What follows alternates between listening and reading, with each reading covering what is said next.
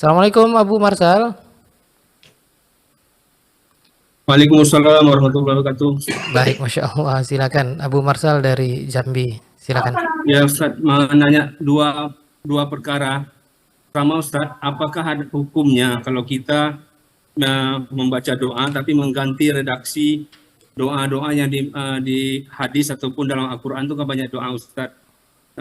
Seperti doa yang sering saya amalkan itu kalau biasa safar atau sujud itu untuk anak, Allahumma faqihhu fiddin wa alimut taqwil. Kalau untuk laki-laki, kalau untuk saya niatkan untuk anak perempuan, saya ganti punya jadi H gitu, Ustaz, gimana Ustaz? Atau doa-doa dalam Al-Quran apakah dibenarkan mengganti itu Ustaz?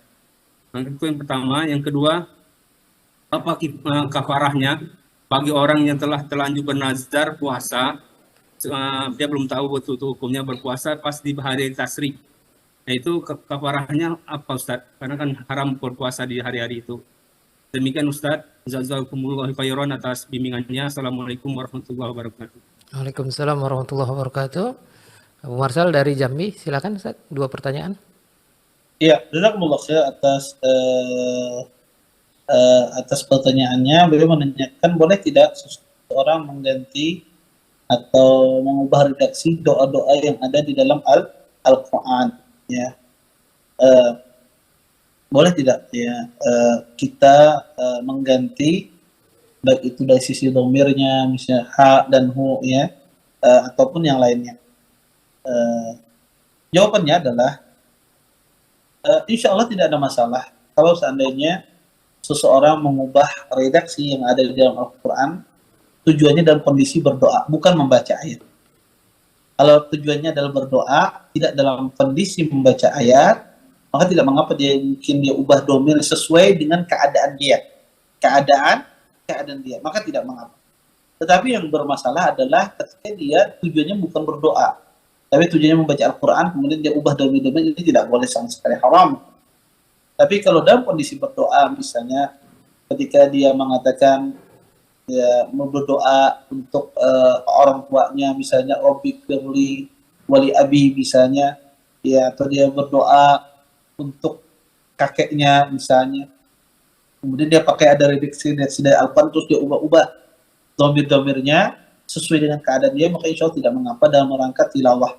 Ya, adapun selain dalam rangka berdoa, bukan dalam rangka tilawah. Adapun secara tilawah itu tidak boleh. Kemudian yang kedua adalah masalah seseorang seperti yang kedua subhanallah. Yang kedua tidak apa? Silakan Abu Marsal. Yang kedua.